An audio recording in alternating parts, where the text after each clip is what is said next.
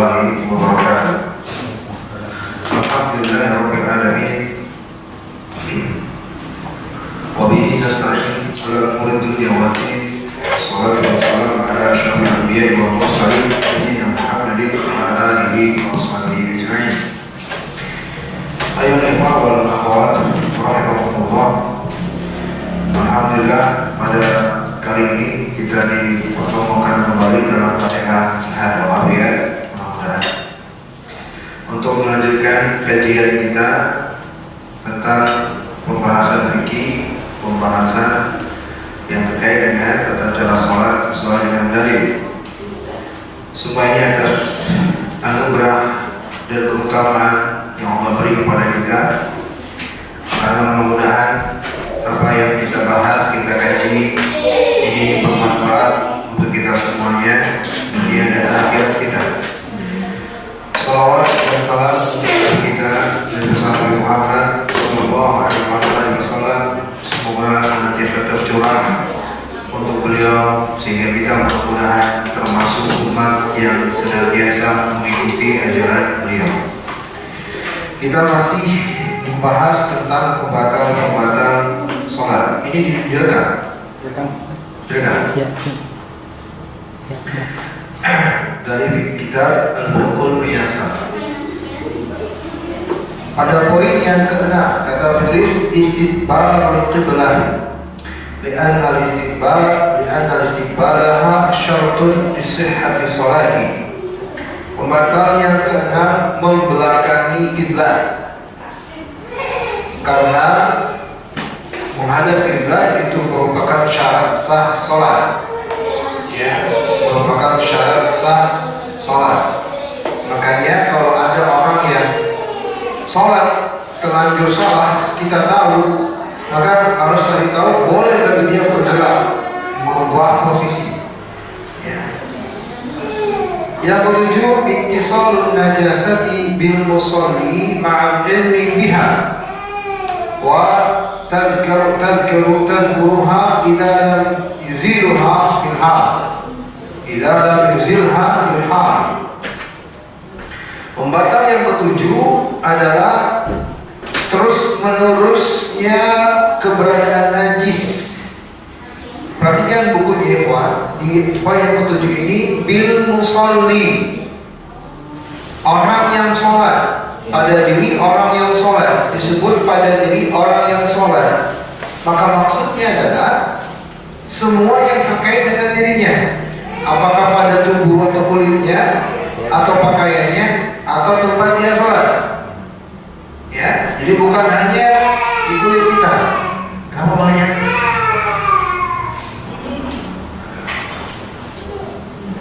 Jadi bukan hanya di wajah kita lalu kita biarkan misalnya di sejadah, atau kita biarkan di pakaian kita. Tidak, semua yang terkait dengan sholat kita. Makanya dalam hadis kan sendalnya Nabi itu dilepas oleh Nabi, bukan pada kulitnya Nabi, di sandalnya Nabi. Nabi dilepaskan karena memang bersihnya dari najis untuk orang yang sholat pada 3 hal. Sudah kita bahas ya. Apa yang pertama? Apa? Badannya. Yang kedua, pakaiannya. Yang ketiga, tempat. Terkait dengan yang sholat tentunya. Kalau di luar sana ya terkait dengan yang sholat. Yang ke-8, tarku ruknin min arkaniha aw syartin min syurutiha amdan biduni udhrin. Pembatal yang ke-8, meninggalkan salah satu rukun dari rukun-rukun atau satu syarat dari syarat-syarat sholat dengan sengaja tanpa uzur. Kalau untuk yang ke-8 ini adanya kalimat dengan sengaja tanpa adanya uzur. Karena bila ada uzur maka tidaklah membatalkan sholat. Misalnya salah satu rukun sholat bisu misalnya, dia nggak bisa baca Fatihah, jelas tidak batal sholatnya. Nggak bisa berdiri, syarat sholat harus berdiri, ya udah dia termasuk yang tidaklah membatalkan sholatnya karena ada uzur. Yang kesembilan al-amal al-kathir min ghairi jinsiha li ghairi daruratin kal akli wasyurbi amdan. Untuk poin yang kesembilan ini, akhwat, saya akan tambahkan beberapa penjelasan.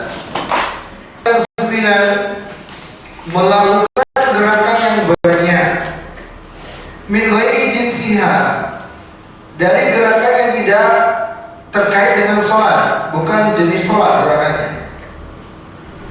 Di ghairi darurah, tanpa adanya alasan darurat, tidak terpaksa. Misal makan dan minum dengan sengaja, batal sholat. Ini ikhwan rahimani wa rahimakumullah, pembatal yang keberapa? 9. Makan dan minum. Di sini diberi contoh, tulis makan dan minum. Ini untuk poin makan dan minum, ikhwan itu dibagi. Allahu a'lam bishawab. Sulit membayangkan adakah orang yang makan atau minum tanpa sengaja? Ada nggak? Tidak ada. Hah? Kalau puasa Nanti saya singgung. Saya sudah siap. Tunggu dulu, yang sengaja dulu. Untuk sengaja tidak sengaja, rasanya nggak mungkin ya. Rasanya makan dan minum tanpa sengaja, rasanya nggak mungkin ya. Lupa puasa, itu aja. Tidak terkait dengan makannya. Makan itu sudah diniat makan, ini maksud minum nih. Masa tanpa sadar minum, nggak mungkin. Ya, rasanya sulit. Jadi ya mungkin aja. Di sini penulis mengatakan tanpa sengaja, barangkali aja. Kemudian masih terkait makan dan minum sebagai pembatal sholat. Ini yang akan ditanyakan, bahwa makan dan minum sebagai pembatal sholat itu sama saja dengan bantuan tangannya atau tanpa melibatkan tangannya. Karena semua ini kalangan makan, yakul, ya. Sehingga kalau ada makan mengunyah dari sisa makanan yang menempel di mulutnya, jangan dikira bahwa itu gak ada makan, itu makan, walaupun tidak dengan tangannya, dengan menggunakan tangannya, ya tidak, ya. Permen karet, pakai tangan gak kita makannya? Ya. Kita orang makan permen karet, ya kan? Jadi walaupun tidak melibatkan tangannya, tetap juga dikatakan makan. Maka kita kalau ada seandainya sisa makanan, jangan diteruskan. Atau misalnya lagi sholat nih, mau ada sisa ayam, langsung pakai sholat. Kalau ada, jangan diteruskan atau dimundahin, ya, dikeluarkan. Itu lebih aman. Bukan dilanjutkan. Kemudian, ya, hal ini kata penulis di buku atau bisa garis bawahi, ya, teranggap banyak bergerak, ya, al-amal kathir, banyak bergerak atau bergerak. Nah, di sini yang ingin saya tambahkan, ya, tentang permasalahan gerakan dalam sholat. Ya, ini pembahasan tersendiri sebenarnya dan perlu diketahui bersama. Gerakan dalam sholat, ya, untuk kita bersama perhatikan bahwa ya, yang dibahas tentang gerakan sholat sebagai pembatal sholat, ya, atau yang dibahas dengan hukumnya nanti berbeda-beda. Ini adalah gerakan selain memang bagian yang bukan bagian dari sholat. Paham ya? Paham ya? Jadi pembahasan kita adalah gerakan yang tidak ada kaitan dengan sholat. Jangan dikaitkan dengan mengangkat kedua tangan. Tidak, bukan itu pembahasan kita. Sujud, turun, naik, bukan itu pembahasan kita. Gerakan-gerakan yang tidak ada kaitannya dengan sholat. Gerakan di dalam sholat itu ada 5 hukumnya. Ada 5 hukumnya. Ya. Tergantung apa yang diinginkan dengan gerakan tersebut. Ini kesimpulannya. Ada 5 hukumnya, tergantung apa yang diinginkan oleh gerakan tersebut, sehingga hukumnya bisa wajib, bisa mustahab atau sunnah, bisa mubah, bisa makruh, bisa haram. 5. Tergantung apa yang diinginkan dengan gerakan tersebut. Di sini Syekh Utsaimin rahimahullah taala menjelaskan. Boleh untuk catat nanti di-share di grup, karena ini banyak ikhwan yang saya lihat mungkin saja belum menguasai pembahasan ini. Kadang saya lihat sholat ikhwan sambil nyela jenggotnya, merapikan jubahnya. Jadi apa itu pernah saya bahas itu. Baik. Berapa hukumnya ikhwan? 5. Apa tadi kesimpulannya, hukumnya bagaimana? Tergantung apa yang diinginkan dengan gerakan tersebut. 1. Wajib. Asy-Syaikh rahimahullah mengatakan, yaitu gerakan yang dengannya tertunaikan yang diwajibkan dalam sholat. Ya, yang dengannya tertunaikan yang diwajibkan dalam sholat. Misalnya, yang diwajibkan dalam sholat,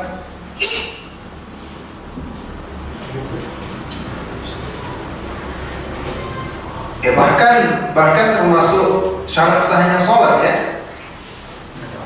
Ya, kalau kita bahas kemarin itu terkait dengan sutro, ya, terkait dengan sutro.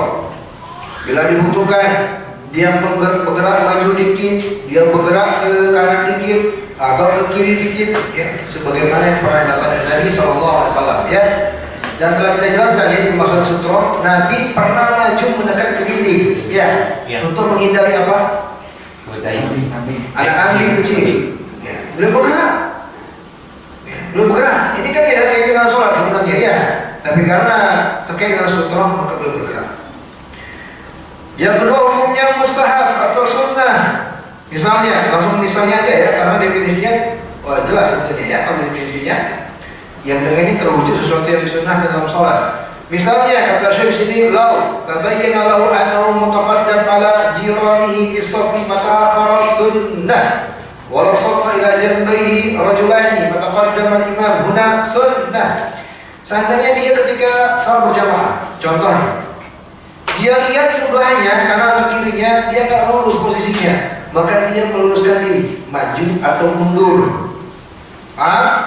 Atau ya seorang imam, ya, dia sholat dengan seseorang di sebelahnya yang bukan sebelah yang selayaknya, yang disunahkan, ini sebelah kanan, makmumnya sebelah kirinya, dia gerakkan makmumnya untuk kanannya sebagaimana lakukan Nabi SAW, maka ini sunnah. Contohnya, paham ya? Yang ketiga, mubah. Apa mubah itu? Apa arti mubah? Kita pelajari belum usul fikih masih? Udah masuk belum kita mubah? Belum ya? Mubah itu arti simpelnya boleh, ya, yang tidak terkait secara langsung dengan pahala dan dosa, itu mubah. Tidak terkait langsung dengannya pahala atau dosa, itu mubah. Ya. Tidak serta-merta minum ini dapat pahala, enggak kan? Dan tidak serta-merta juga minum air putih ini dosa, enggak ada nasnya. Ya, minum ini berpahala, enggak ada. Paham? Maka ini mubah namanya. Dia menjadi berpahala ketika diniatkan untuk sesuatu yang bernilai pahala. Dia menjadi dosa ketika diniatkan sesuatu yang mengandung dosa. Paham? Itu mubah. Jadi mubah adalah sesuatu yang pada dasarnya tidak terkait dengan pahala atau dosa. Nah, dalam gerakan sholat juga ada hukumnya mubah. Misalnya di sini Syekh memberikan contoh. Ya. Halakat al-yasira lil-hajat. Perhatikan, sebelum memberikan contoh, Syekh berikan catatan. Gerakan yang hukumnya mubah dalam sholat adalah al-harakatul yasiratu lil-hajat. Gerakan yang sedikit ketika dibutuhkan, atau lil kathir lid darurah, atau banyak karena darurat. Ini catatan. Maka mubah hukumnya. Ya, sesuatu yang gerakan sedikit ringan karena ada perlunya, atau nggak apa-apa rubah juga banyak, tapi jika darurat. Ini mubah. Di dalam sholat dibolehkan. Dibolehkan. Perhatikan ukurannya tadi. Ya.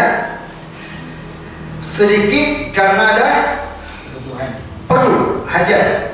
Banyak boleh ketika darurat.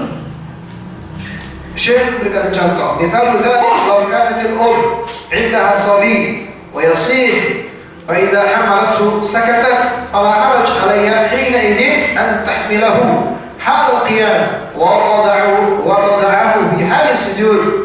فهذا الحركة يسيرة ولحاجة فهذا الحركة يسيرة ولحاجة فهي مباحة.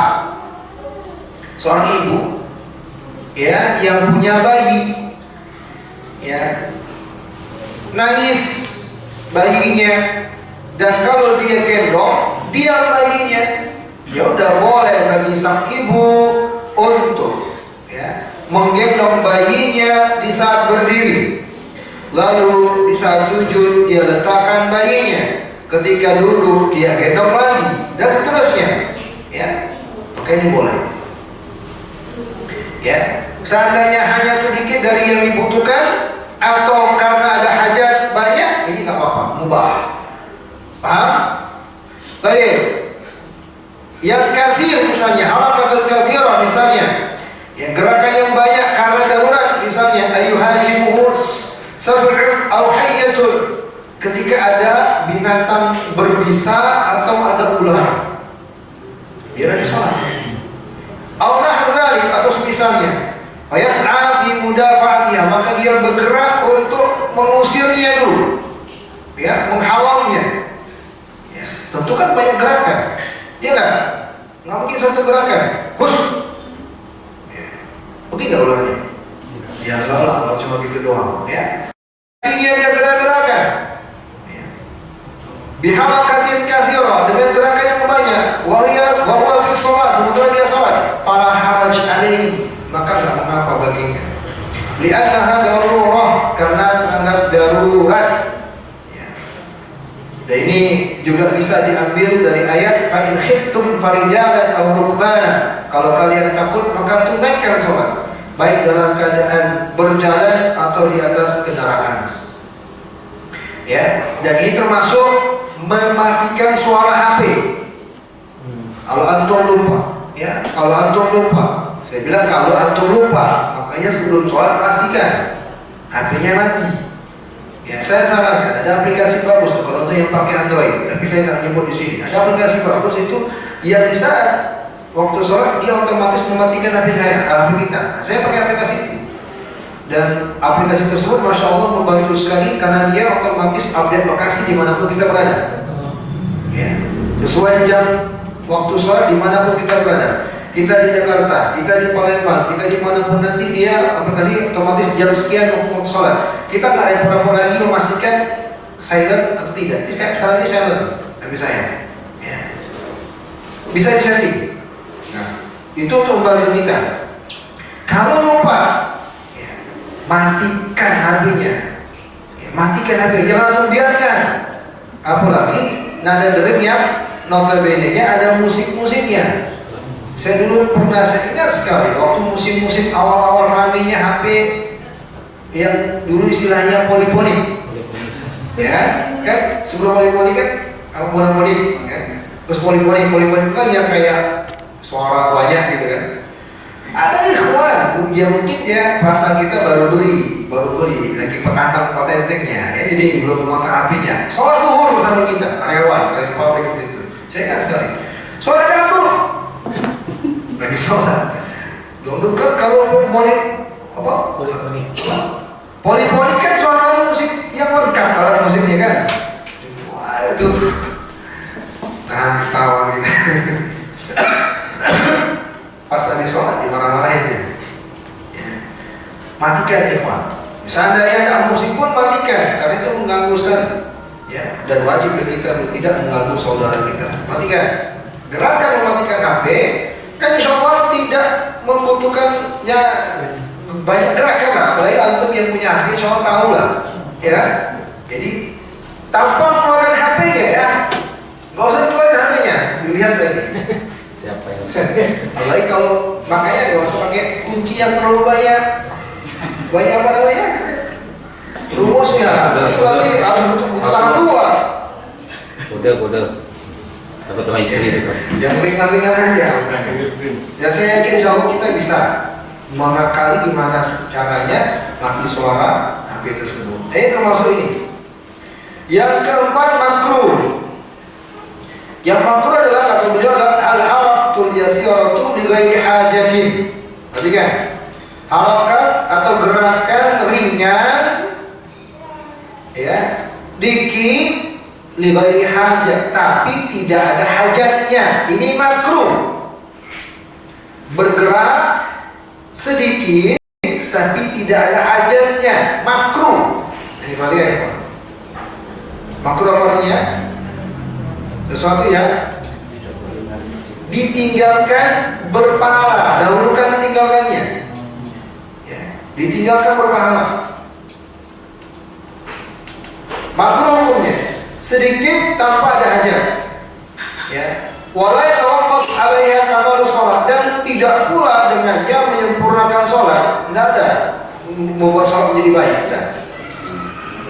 Yujad, kata Syekh, kama yujad di katsirin minan nas al-yawm. Ini banyak terjadi di saat ini oleh sebagian orang. Misal, kan nazar ila sa'ah, lihat jam tangan atau jam dinding.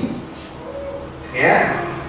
Wa akhadha qalam, pulpen, ambil pulpen. Ya. Dan saya juga tidak menyarankan kalau antum lepas peci, masang peci lagi. Ya. Nggak perlu, karena tidak pakai peci dalam sholat itu bukan suatu keharusan, apalagi keharusan. Sunnah juga enggak. Ya. Mau dikatakan sunnah, cuma ini dianggap kebiasaan baik saja. Ya. Kalau dikatakan sunnah, maka orang-orang Arab dulu pasti ada dalilnya mereka begini. Paham? Ini termasuk ajas. Kalau lepas nggak perlu repot-repot, biarkan aja. Kemudian sini ya, wa zarral azrar wa masrul mar'a mirah wa gitu, dan mengusap kaca misalnya, ya. Wa hiya al-yasira li ghairi hajah, gerakan ringan tapi nggak ada keperluannya, ya, nggak ada kebutuhannya.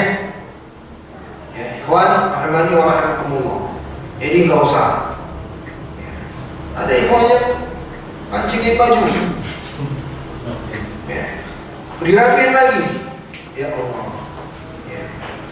Yang saya lihat menyela jenggot ikhwan, jadi kayak ahlul yang banyak jenggotnya. Nggak usah.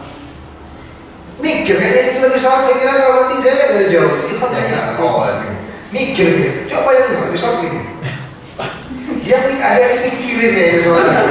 Apa hutangnya, gimana gitu. Gaya orang mikir, ya. Kalau dia mikirin sholat, saya yakin dia akan belajar kok. Ya, masih khusus dengan sholatnya. Dari jauh saya lihat. Itu berapa kali kayak gitu, yang merapikan pakaian, nggak ada hajatnya kok. Ya, nggak ada hajatnya. Baik, artinya tidaklah membuat sholat semakin sempurna kalau kita lakukan. Enggak. Yang kelima, hukumnya haram, yaitu al-kathirah al-mutawaliyah li ghairi darurah. Ini lihat dawabitnya. Yang bagaimana gerakan haram itu, yaitu gerakan yang mutawaliyah.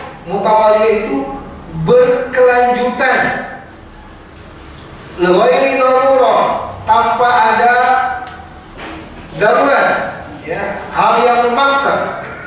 Wahia allati tubtalu sholatu biha, sholat batal karenanya.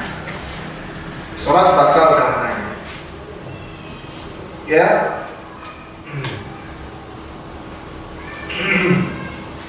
Baik, jadi 5 hukum untuk gerakan dalam sholat. Ingat ya bahasan kita, gerakan di sini gerakan apa? Gerakan sholat. Gerakan yang tidak ada hubungannya dengan sholat, ya, bukan mengangkat tangan, bukan sujud, bukan. Gerakan tidak ada hubungannya dengan sholat. 5 hukumnya. Yang pertama tadi apa? Yang bagaimana itu? Gerakan yang Sutur. Definisinya, gerakannya. Ayo. Yang kedua, hukumnya mustahab atau sunnah yang terwujud dengannya yang disunahkan dalam sholat, ya? Iya tidak? Nah, ya. Yang ketiga, mubah yang gimana? Nah, itu arti mubah. Gerakan mubah yang gimana? Gerakan sedikit dalam sholat atau banyak tapi jika darurat. Ya, gerakan sedikit karena ada perlu atau banyak karena darurat. Ya, itu mubah. Yang keempat, makruh. Yang bagaimana? Ringan, tapi nggak ada hajat. Berarti kan? Ringan tapi nggak ada hajat, nggak ada perlunya. Tidak menyumbang sholat ini baik. Jadi antum waktu melihat sana sendiri itu makruh. Yang kelima, yang bagaimana itu? Gerakan yang banyak berkelanjutan tanpa ada alasan darurat. Ya, tanpa ada alasan darurat. Hati-hati. Nah, saya tambahkan catatan penting di sini. Syekh rahimahullah mengatakan, al-harakata al-mubtilah lis-salati laisa laha adadun muayyanun. Kata Syekh rahimahullah taala, gerakan-gerakan yang membatalkan salat tadi yang hukumnya haram, yang banyak tadi. Ya, laisa laha adadun muayyan. Tidak ada bilangan tertentunya. Tidak ada bilangan tertentunya. Wa innama hiya al-harakatul lati tunafis shalah. Hanya saja ya, gerakannya adalah gerakan yang teranggap merusak makna salat. Ya. Bihaitsu idza ru'a atau idza ru'ya hadha ar-rajul maka annahu laysa bi shalah. Ya, yaitu bila orang yang melakukan ketika dia sholat, ya, maka teranggaplah dia ya seakan-akan tidak sedang sholat karena gerakannya. Paham nggak, Iwan? Seberapa banyak jumlah gerakan yang mengulang sholat tidak ada angkanya, tidak ada jumlahnya. Ya. Lalu bagaimana batasannya? Batasannya adalah ketika dia melakukan gerakan tersebut yang terlalu sering, bila orang melihatnya akan terkesan dia kayaknya nggak lagi sholat. Paham? Ya. Yang menimbulkan kesan seakan-akan dia tidak sedang sholat. Paham? Paham, Pak? Itulah patokan. Jadi nggak ada apa. Hadhil lati tubtil. Inilah yang dibatalkan. Wa lihadza haddadahu al-ulama rahimahullah bil-'urf. Oleh karena itulah para ulama yang memberikan kaidah dalam hal ini bahwa penentuannya dengan urf. Dengan urf itu adalah kebiasaan. Bahwa gerakan yang banyak itu, yang sering seperti itu adalah gerakan yang bisa teranggap merusak salat. Faqalu innal harakat idza kathrat wa tawalat fa innaha tubtilu shalah. Maka para ulama mengatakan bahwa gerakan-gerakan jika terlalu banyak berkelanjutan, berkesinambungan itu membatalkan salat biduni zikrin adadin muayyan, tanpa menyebutkan angka bilangan tertentu. Wa tahdidu ba'd ulama'i iyaha bi thalathi harakatin yuhtaj ila dalilin. Adanya ulama yang membatasi dengan 3 gerakan ini harus ada dalilnya. Lianna kullu min hadada syai'an bi adadin muayyan aw kayfiyatin muayyanah fa inna 'alaihi dalil wa illa sara mutahakkama fi syari'atillah. Sebab setiap yang menentukan bilangan tertentu atau menentukan cara tertentu dalam agama ini harus ada dalil. Ya, kalau tidak maka ya wa illa sara mutahakkaman fi syari'atillah. Kalau tidak maka dia teranggap memberikan hukum dalam syariat Allah yang tidak dibenarkan. Paham? Mungkin kita pernah dengar ya batasnya 3 gerakan, ya enggak? Ya tidak? 3 gerakan batal. Makanya sebagian orang Indonesia yang mengaku mengikuti mazhab Syafi'i tidak mau kadang sholat di belakang imam di Masjid Al-Haramain. Apalagi dulu. Kenapa? Imam Haramain itu batal sholatnya, kata mereka. Sebab mereka itu kan sholatnya pakai apa? Putroh. Ya, selendang. Kalau bahasa kita apa? Nah, bukan tiba. Ini yang ini loh. Sorban yang terurai. Ya, imamah yang terurai dari wanita. Mereka anggap itu kan memang benar nih, kalau kita lihat mereka itu kalau sholat setiap habis rukuk pasti merapikan lagi, setiap habis sujud pasti merapikan lagi, setiap mau berdiri pasti merapikan lagi. Lihat aja kalau nggak percaya. Nah, orang sebagian Imam Syafi'i mengatakan batal itu sholat karena lebih dari 3 alasan mereka. Lebih alasannya dari 3. Ya. Ikhwan rahimani wa rahimakumullah, batasan 3 ini dibantah oleh para ulama. Enggak ada batasannya. Ya, sekarang kalau kita katakan ikhwan, para ulama atau imam-imam haramain yang merapikan kutrohnya itu batal nggak sholatnya? Masuk hukum yang mana? Hah? Masuk hukum yang mana? Hah? Bisa mubah, bisa makruh. Bisa mubah, bisa makruh. Tergantung orangnya. Ya, kalau seandainya orangnya dengan hal tersebut membuat dia mungkin terganggu bacaannya, nggak bisa melihat, nah, mungkin harus dihindarkan. Itu kebiasaan orang sana yang jelas. Paham? Itu kebiasaan orang sana. Ya. Baik, tidak bisa dikatakan itu sebagai pembatal sholat. Kemudian masih terkait dengan hal ini, ikhwan rahimani wa rahimakumullah, Syekh Ibnu Baz rahimahullah taala ya menjelaskan bahwa tidak ada batasan gerakan tertentu dalam syariat ini untuk mengatakan itu sebagai angka batalnya sholat dengan gerakan-gerakannya. Akan tetapi kata beliau, walakin yukrahul abad fi shalah, ya makruh bila melakukan gerakan yang tidak ada hajatnya, sia-sia ketika sholat. Di sini Syekh Ibnu memberikan contoh, kata harikil anf wal lihya wal malabis, seperti menggerakkan hidung, ya, atau merapikan menyela-nyela jenggot, atau merapikan pakaian dan seterusnya.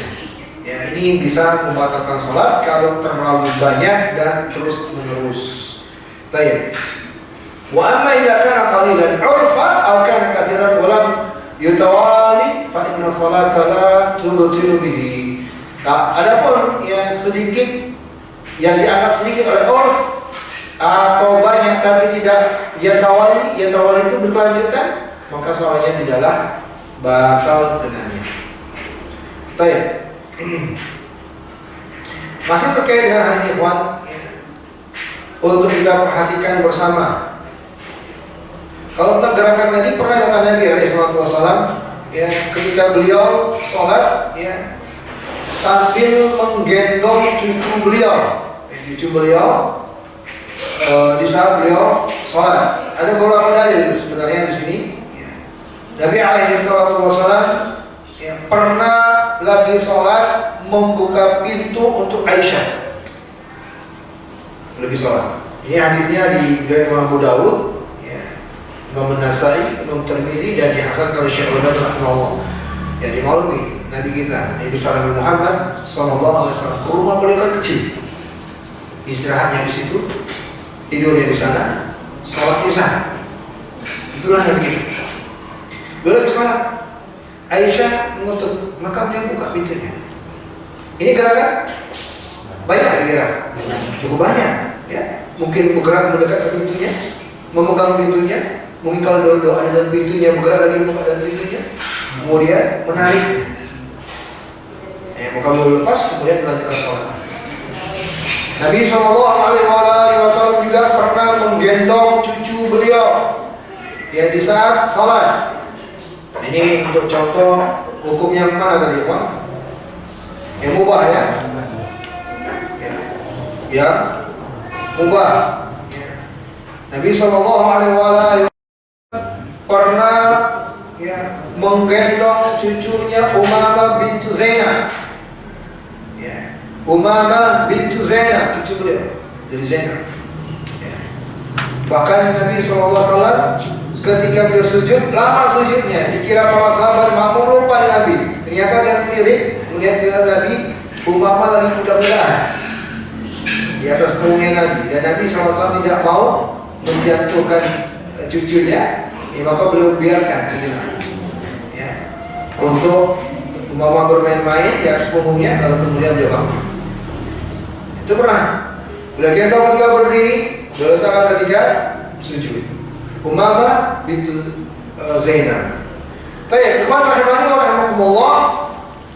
Ada satu hal lagi yang saya tambahkan, ya, ketika kita salat berjamaah, ya, ketika ada shaf, ya, ketika shaf depan ada yang kosong, ini kan juga gerakan, terkait dengan hal ini. Ya, tentunya karena disyariatkan untuk menyempurnakan shaf yang ada di depan. Ya, tapi ingat ya, kaidah sebisa mungkin, kaidahnya adalah sebisa mungkin meminimalisir gerakan dalam salat. Nah, dengan kaidah inilah para ulama mengatakan jika memang ada gerakan yang harus diambil, maka pilihlah gerakan yang paling minim. Gerakan yang paling minim. Misalnya kita lagi sholat, kaki kita gigit nyamuk, misal, yang kita mengganggu khusyuk kita, ya, maka pilihlah gerakan yang paling ringan. Cukup gerakan kaki sebelah kiri. Kalau kaki sebelah kanan gigit, ya, atau kanan, gak usah tangan yang turun, ya, apalagi tangan yang turun mengharuskan membungkuk, ya, ini juga menambah gerakan dia tahu nanti, ya, paling hot, apalagi nakut-nakuti nyamuknya dulu, gak usah, ya, pilihlah yang paling minim gerakannya, ya, contoh pada kasus ini, ketika ada yang kosong di sebelah depan, ya. Sebisa mungkin meminimalisir gerakan. Jadi nggak mesti yang di belakang maju, harus mesti, ya. Bisa jadi yang sebelah kanannya bergeser ke kanan atau kiri yang bergeser, ya. Karena mungkin bisa jadi di shop mungkin masih belum terlalu banyak, ya. Jadi tergantung keadaan. Ya, tidak ada keharusan di sini. Memang kembali ke ijtihad orang yang sholat. Kalau sholatnya mungkin cuma 2 shot, tapi memanjang, kosongnya di tengah, kira-kira yang paling minim gerakannya yang mana? Yang bergeser atau yang maju? Nah, tergantung juga. Aku mau bilang yang mana tergantung juga. Atau bilang yang maju, yang belakang juga panjang gimana? Paham nggak? Jadi kalau yang depan ini, kalau yang depan ini bergeser, kan mesti tengah ini. Berarti imam yang sebelah kanan geser, satu geser semua gitu kan? Atau yang kiri geser semua gitu kan? Kalau yang depan maju juga bisa begitu, ya kan, sama. Nah, tergantung. Kalau di shot yang depan tidak sebanyak shot yang kalau di shot belakang tidak sebanyak shot yang depan tentunya, ya, karena shot depan harus sempurna dulu, ya. Berarti shot belakang yang lebih sedikit. Nah, kalau keadaan seperti ini, shot belakang tidak sebanyak shot depan, maka yang paling bagusnya adalah maju. Ya. Jadi pilihlah yang paling dikit gerakannya. Baik, ini sebenarnya ada hadisnya panjang. Jadi kalau Bukhari dan Imam Muslim tentang Nabi datang ke jamaah yang di saat itu Abu Bakar radhiyallahu anhu yang menjadi imam. Abu Bakar yang menjadi imam. Tanpa sepengetahuan Abu Bakar pada asalnya, ya, untuk adanya Rasulullah SAW datang.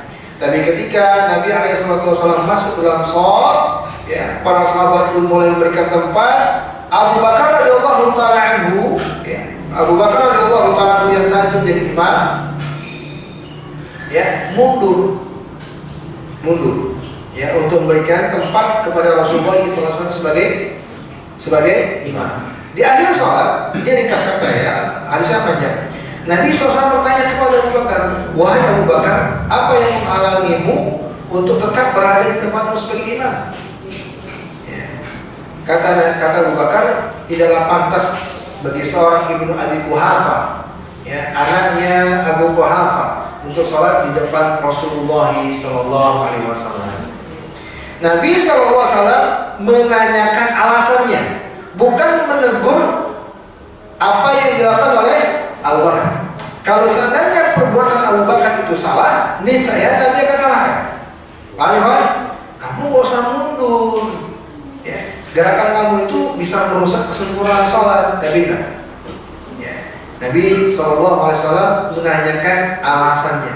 Ya, maka maju mundur di saat sholat berjamaah itu memang ada dalilnya, dasarnya. Tinggal tergantung kondisi dan keadaan. Kata Imam Ibnu Hajar SAW dalam Fathul Bari, hadis ini menunjukkan bahwa seorang imam atau makmum boleh bergerak untuk maju atau mundur dari tempatnya karena adanya sebab atau keperluan dalam sholat, selagi tidak terlalu jauh yang bisa teranggap dia tidak sholat dengan gerakannya. Antum di ujung sana, imamnya batal, antum yang maju sih misalnya.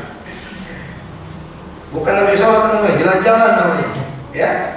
Baik, jadi diperhatikan juga batasannya. Baik, selanjutnya yang ke-11 kita lanjutkan di buku. Pembatal yang ke-11, sengaja menambah rukun perbuatan. Misalnya menambah ruku, menambah sujud.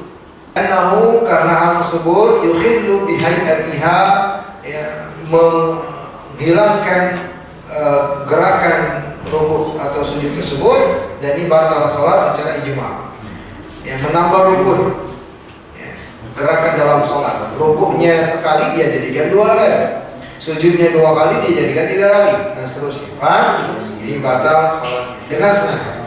Yang ke-12, sengaja mendahulukan satu rukun dari rukun yang lain, artinya tidak tertib, tidak urutan. Ini batal salatnya. Dan telah kita bahas ya, tertib itu rukun sesuai urutan.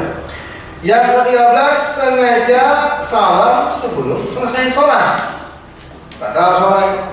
Yang ke-15, sengaja, nah ini yang ke-15 perlu diperhatikan ya Pak. Yang ke-14, sengaja menghilangkan makna dalam bacaan, yaitu Al-Fatihah, khusus Al-Fatihah ya. Khusus Al-Fatihah, ya, tidak untuk yang lainnya. Perhatikan di tambahkan catatan. Yang diinginkan dengan poin yang ke-14 ini sebagai pembatal sholat adalah, perhatikan, menghilangkan makna dari surat Al-Fatihah. Menghilangkan makna sebagai surat Al-Fatihah. Bagaimana terhadap hilang makna sebagai surat Al-Fatihah? Dengan beberapa sebab, di antaranya 2. Catat ini. Yang pertama, melakukan kesalahan atau lahan jali. Lahan jali. Ya Balkis. Bismillah. Boleh saya gini dari tadi. Lahan jali kalian sudah belajar tajwid. Lahan jali itu apa kan? Yang belajar tajwid, lahan jali itu apa? Kesalahan sengaja. Hah? Kesalahan fatal. Contoh kesalahan fatalnya bagaimana? Huruf. Apa lagi?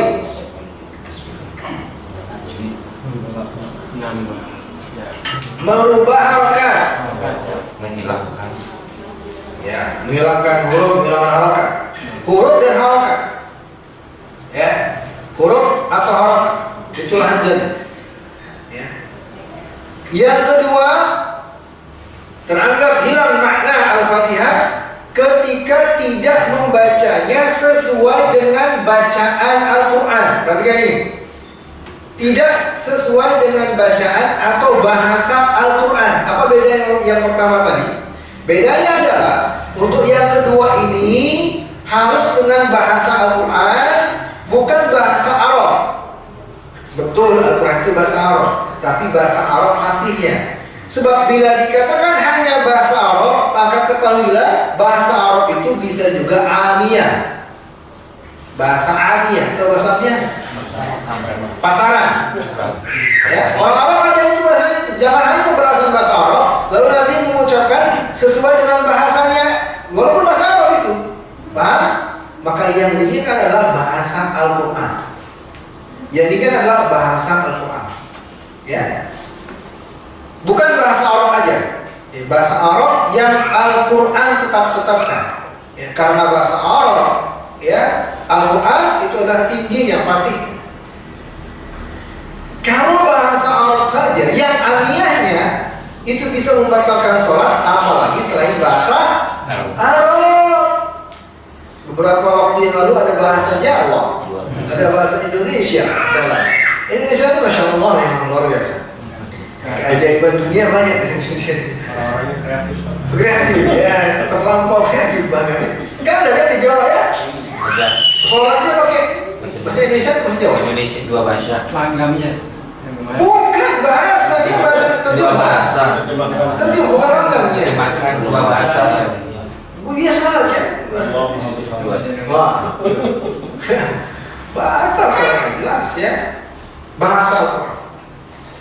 Baik, dan ini berlaku, tambahkan catatan, dan ini berlaku untuk semua sholat, jahriyah atau sirriyah.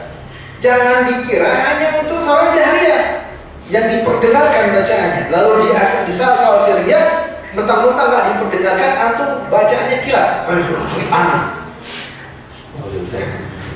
Enggak, semua sholat. Karena Nabi SAW menetapkan syaratnya Al-Fatihah atau rukunnya Al-Fatihah bagi sholat secara umum untuk semua sholat. La sholata liman lam yaqra bi Fatihatil Kitab. Enggak sah sholat yang tidak membaca Al-Fatihah. Di sini Nabi enggak menentukan sholatnya sholat apa? Semua sholat. Ya, jadi kita sholat sirriyah ya, antum sholat sunnah enggak ada yang dengar. Jangan seenaknya aja.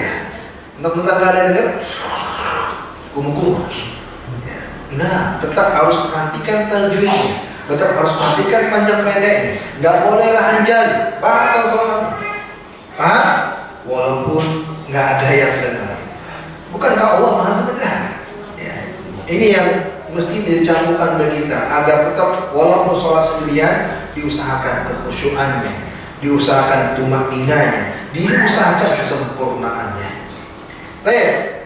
Kemudian selain Al-Fatihah, bila terjadi kesalahan, ya, itu tidaklah membatalkan sholat. Ya. Bukan pada Al-Qur'annya ya, tapi untuk hukum sholatnya tidak dianggap membatalkan sholat. Misalnya bacaan setelah Al-Fatihah, ya, tidak membatalkan sholat. Kalau Al-Fatihah ini ikhwan, catat dengan baik. Sengaja tidak sengaja batal sholatnya. Ya. Untuk Al-Fatihah tadi, sengaja nggak sengaja batal sholatnya. Sebagaimana dimaklumi konsekuensi dari rukun. Udah kita bahas ya, rukun sholat itu sengaja nggak sengaja batal. Jadi Al-Fatihah tadi, misalnya baca Al-Fatihah, antum berimam di belakang orang yang Al-Fatihahnya lahannya lahan jali, udah antum pulang sholat di rumah. Ya, dasar sholatnya. Besok kalau bisa bilangin pengurusnya, bilangin pengurusnya, Pak, ya Bapak aja yang bagus Pak, hidup ayo ya, Bapak aja yang imam Pak. Kalau nggak saya deh Pak. Kalau untuk Al-Fatihah, selain Al-Fatihah, bacaan surah Al-Fatihah tidak teranggap sebagai pembatal sholat. Hanya saja tidak sempurna sholatnya. Kalau terjadi lahan, ya. Surah Al-Khafi enggak ya? Kalau Al-Khafi itu kesalahan apa ya? Hah? Iya, yang mau di mana? Hah? Ayo lihat aja. Murid-murid Ustaz Fajri ini. Hah? Ya enggak, saya minta contohnya, saya ingin definisinya. Yang bagaimana itu? Hah? Mengucap. Sama kesalahannya juga sampai merubah makna dari ayat. Ya, ahkam tajwid. Ya, guna, bila guna kan apa namanya, terus ikhfa, ya. Kalau orangnya enggak, ya, terus apa lagi iklamnya juga enggak, ini khafi. Kalau orangnya kurang mantul, atau nggak usah ringankan, ya. Nggak usah, itulah khafi, nggak perlu. Ya. Paham? Kalau haknya kurang jelas, ya udah nggak usah, apa itu lahan khafi.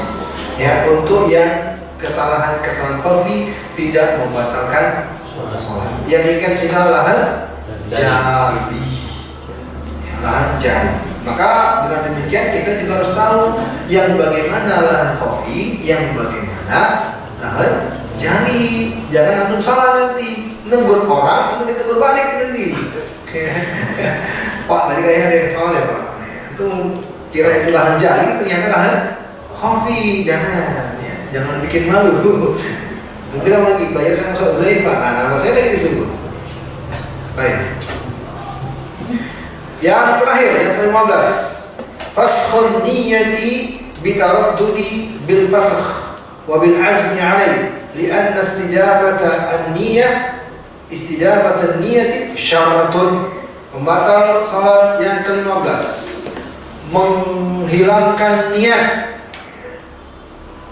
menghapus atau menghilangkan niat, ya, baik karena ragu-ragu atau memang dia rubah atau memang berkeinginan kuat untuk merubahnya, ya, karena terus menerus di atas niat awal itu syarat. Nabi SAW bersabda, innamal a'malu, salat itu teranggap satu amalan, ya, maka amal itu tergantung dengan niat. Ada hukum tersendiri tentang merubah niat, tapi itu terkait dengan salat berjamaah dan merubah posisi. Itu perkaranya lain, darurat. Kalau ini adalah hukum asal, merubah niat bukan karena alasan darurat. Kalau saudara misalnya kita masuk, kita masuk, selesai dari sholat, kita sempurnakan sholat, ada orang ingin ikutin kita, maka di sana itu wajib bagi kita untuk merubah niat menjadi imam yang tadinya kita makmum. Ya, itu pun merubah niat, bukan menghilangkan niat. Yang di sini ingatlah merubah atau menghilangkan niat. Ya, Allah Taala bisawab. Ini 15 pembatal sholat. Kita ulangi yang pertama apa? Sholat batal kan? Semua pembatal taharah, ya, bukan hanya batal wudu, pembatal taharah. Yang 10 belum. 10 belum? Bersandar tanpa. Oh iya, lewat. Jazakallahu khairan, Mas Jirin. Yang 10, al-istinad bi ghairi udhrin, di anna al-qiyam syartu li sihhatiha. Bersandar tanpa ada uzur, karena berdiri merupakan syarat sah salat untuk salat fardu, ya. Berdiri itu syarat sah salat untuk salat fardu. Kalau salat sunnah nggak mengapa dulu, walaupun tanpa ada alasan, ya, pengen dulu aja mengapa. Untuk salat sunnah, ini salat fardu. Syarat sah salatnya adalah dengan berdiri. Maka bersandar tanpa ada uzur, ini batal salatnya. Yang bersandar, makanya yang sholat di samping kanan, di samping kiri, hati-hati ya tuh. Jangan keenakan ketika duduk tasyahud akhir. Itu bersandar nih, man, nggak boleh. Ya. Apalagi duduk tasyahud yang badannya gede. Saya, Sandar sebelahnya. iya, saya sering jadi sandaran malah. Saya sering, aduh, nih orang sebelah bersandar ini, sengaja lagi saya gini, kakinya gini.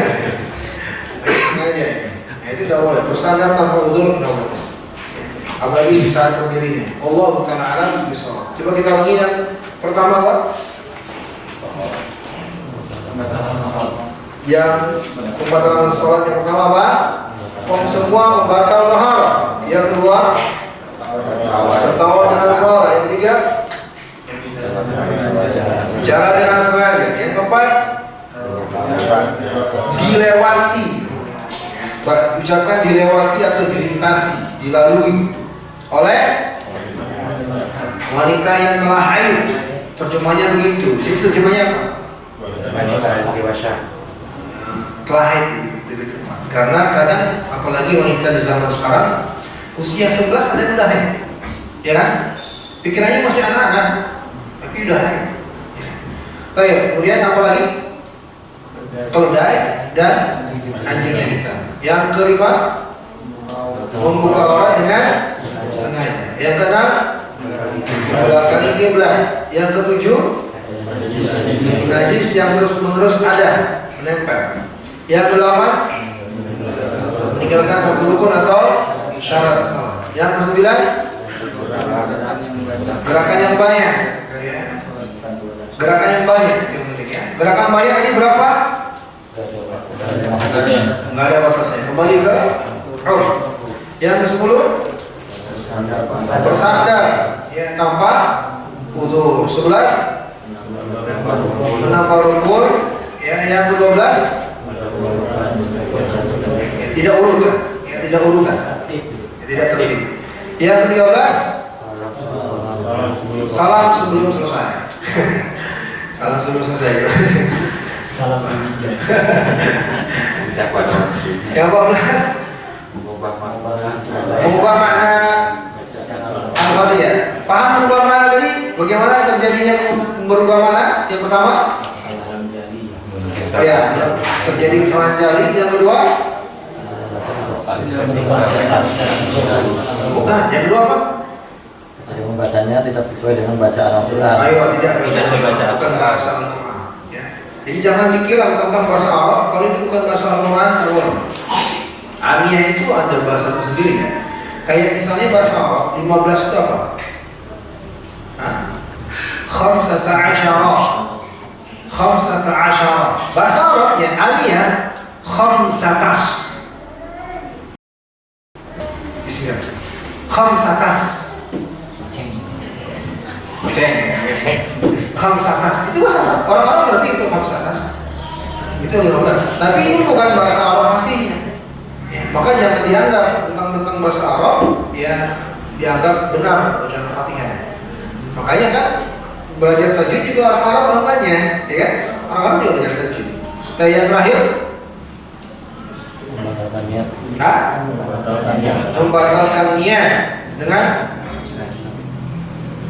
dan sebab apa ya? Di buku apa? Keraguan atau bukan berniat, berazam alaih. Bahasa Arabnya di sini kita bil azmi alaih, berkeinginan kuat yang menggunakan tekad seperti itu untuk membatalkan sholat. Batal sholat itu antum tidak meninggalkan sholat, tapi sudah keinginan antum untuk membatalkan sholat, batal sholat. Ya, makanya dalam puasa juga begitu. Jadi saat sedang berpuasa, berazam untuk membatalkan puasa, antum batal puasanya walaupun antum tidak melakukan batal puasa sebagai makanan minum. Karena dalilnya innamal a'malu, sesungguhnya amal itu hanyalah berdasarkan niat. Kalau antum niatnya batal, ya, tapi sudah ketika teranggap sebuah niat. Kalau belum sampai derajat niat, belum. Allahu ta'ala alam bisawab. Inilah 15 pembatal salat yang ada di kitab Al-Fiqhul Muyassar. Dengan demikian selesai terkait dengan pembahasan ini. Insyaallah di pertemuan yang akan datang kita akan pindah ke pembahasan tentang yang dimakruhkan dalam sholat. Mudah-mudahan bisa cepat selesai. Insyaallah 2-3 hari pertemuan lagi tentang sholat kita selesaikan untuk pindah ke bab yang lainnya. Mohon maaf atas segala kesalahan dan kekurangan, hanya kepada Allah kita mohon ampunan. Ada yang bertanya, silakan. Mungkin 1-2 aja bertanya. Ada yang bertanya? Ya, Allah. Bagaimana hukum kalau tadi bermakmum kepada imam yang terutama dalam Al-Fatihah bacanya banyak salahnya. Dalam hal pertama tajwid, makhraj, kedua juga harokat. Kemudian masalah pengucapan kan kalau Al-Fatihah harus disesuaikan dengan bahasa di Arabnya. Beliau tuh bacanya Rahman itu baca Ar-Rahman. Jadi roh dibaca Ra, terus do dibaca Da wala balik. Kebetulan beliau berasal dari daerah Sumatera lah. Dan dia tuh dipilih, kami berdua nih sama Haji Sigit dekat tetangga, dan di musola itu yang dipilih beliau gitu kan sebagai imam rawatib. Nah jujur anak tuh ketika beliau baca Al-Fatihah anak merasa nggak nyaman aja gitu kan. Nah apakah anda harus mengulangi bacaan Al-Fatihah sendiri atau gimana tuh? Mengulangi Al-Fatihah? Anak gitu kan Al-Fatihah beliau yang dibaca tuh nggak. Kalau masalah kita sebagai makmum telah kita bahas, tetap membaca Al-Fatihah. Kalau dia kita kuatkan, kita bahas. Yang wajib di sini makmum tetap baca Al-Fatihah. Ya, baca Al-Fatihah. Kalau yang akan sebutkan itu, kalau roh yang dia baca Ra itu bukan lahan jari, itu lahan kopi. Ya, karena Ra ada di kira Hamzah. Harokatnya juga sama, panjang pendeknya. Nah kalau harakat yang salah, ini nggak boleh. Ya. Harakat misalnya gimana? Ya panjang pendeknya salah. Ar-Rahman Ar-Rahim. Ar-Rahmannya nggak panjang. Oh, kalau yang kurang panjang dari yang Tobi'i juga itu saya katakan lahan khomi. nggak lanjut. Kalau mat, ya. Harokat yang jelas. Kalau harokatnya dia memang salah di situ, itu lahan jari harokat. Tapi dipastikan dulu di mana harokat yang mana. Jadi kalau rokat tadi itu nggak masuk lahan jari, itu lahan khafif. Kalau makhraj huruf itu Kenapa? kalau makhraj hurufnya pengucapan Makhraj huruf yang bagaimana dulu? Jadi makhraj huruf itu kesalahannya mukhil sifat al-huruf atau yang menghilangkan sifat huruf atau merubah huruf lain. kayak sin dari shod dari sin atau shin gitu. Nah, kalau memang harus detailkan ini sebenarnya. Kalau shod seperti huruf sin itu ada, tidak masalah. Sebab antum baca aja di Al-Ghasyiyah ada shod yang bisa dibaca sin. Iya. Ya, Shiratul Mustaqim bisa dibaca Shiratul Mustaqim. Shod bisa bisa. Itu bukan lahan jari. Itu lahan khafif, tidak masalah. Karena ada qiraah di situ. Makanya saya bilang tadi, dengan demikian kita harus tahu juga. Baik di shod kaf qaf tuh. Nah, kalau itu jelas. Kalau dia makhraj untuk suatu huruf yang membuat seperti huruf lain, nah ini yang bahaya, boleh. Ya, seperti atau berpindah ke huruf yang lain. Nah, ini harus diketahui. Yang sering saya dengar, beberapa kali saya dengar itu ghairil maghdub. Gha dibaca kha. Ke arah kha. Wah, ini parah.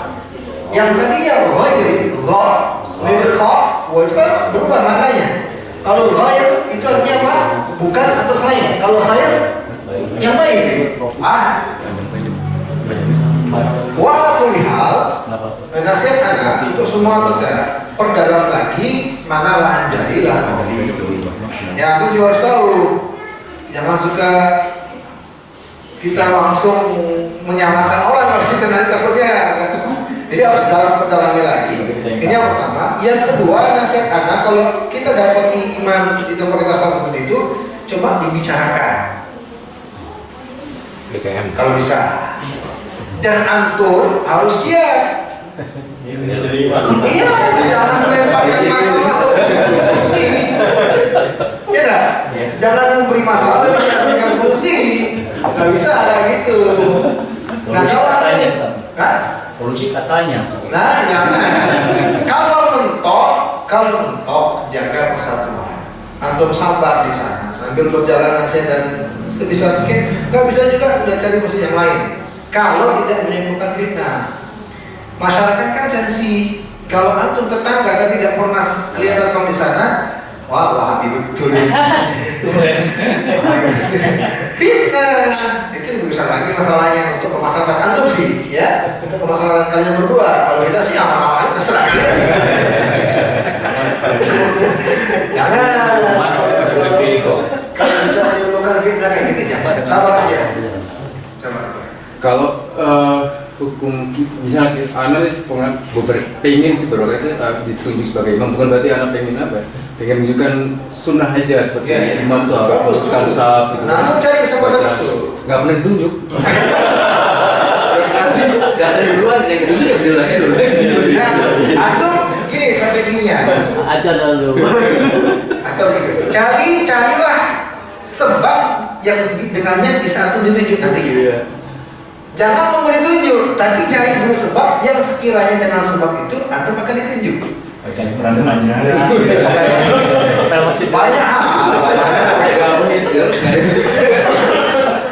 ada kami aja kalau DKM-nya sabar. Gitu aja sih. Jadi butuh proses memang ya. Antum jangan apa namanya terlalu buru-buru berubah seperti kita inginkan hari ini, besok ini enggak. Mungkin setahun, 2 tahun, 5 tahun, sabar. Mudah-mudahan kalian jadi berkah di sana. Sabar aja, mudah. Tapi jangan frontal gitu aja, jangan. Sabar aja. Mungkin mereka belum saatnya aja. Maka nasihat anak tunjukkan akhlak, tunjukkan pribadi yang baik. Ya, saya kira kalau masalah yang kalian hadapi bukan hanya kalian. Iya semua. Ya kan? Betul. Anak juga termasuk.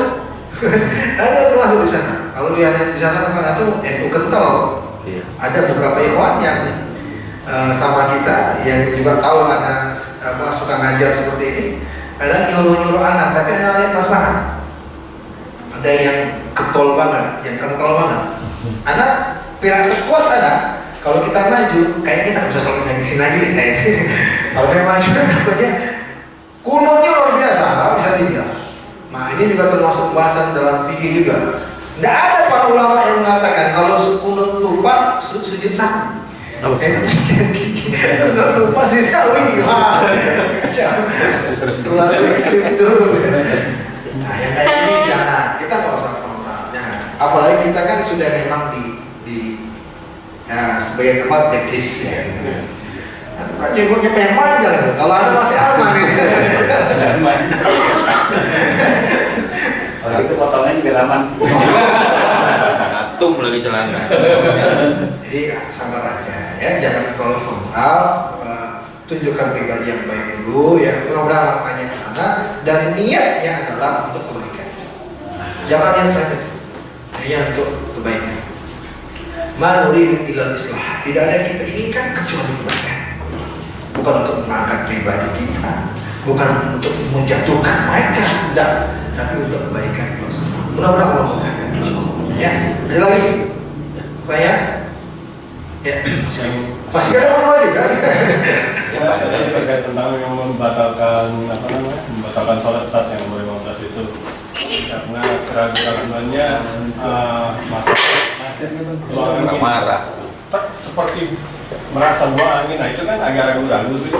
Kita mau batalin atau enggak itu sebaiknya seperti itu. Ya, itu sebenarnya kalau bisa jangan langsung ke hukum batal, jangan yang ke batal. Tapi yang dilakukan adalah ini ada suara atau enggak, ini buang angin atau enggak, itu yang dilakukan. Nah, kalau kita sudah sampai ke hukum batal, saya khawatir ini sudah terjerat ke jeratan syaitan. Jadi itu sebenarnya was-was mas, was-was syaitan. Ya, dalam ini kan saya kira contoh yang Nabi SAW akhirnya mengatakan kepada sahabat, jangan meninggalkan sholat hatta tasma' sautan atau tarik tajib rihan.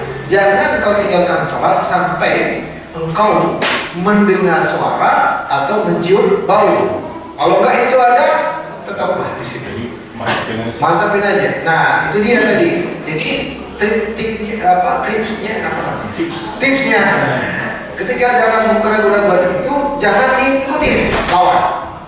Kembalikan ke hukum zahir. Selain ada bukti yang nyata, lawan itu. Ya. Sampai dulu pernah ulama kalau nggak salah Ibnu Mubarak ketika wudhu sampai kepala dia lupa tangannya. Tapi ragu. Beliau tahu ulama kan ini. Kalau memang saya lupa, maka ini syaitan ini.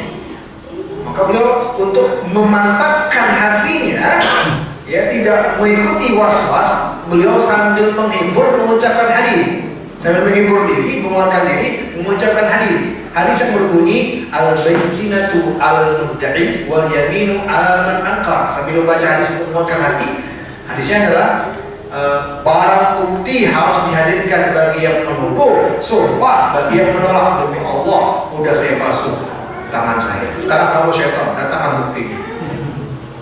Halo. Nggak tahu aja.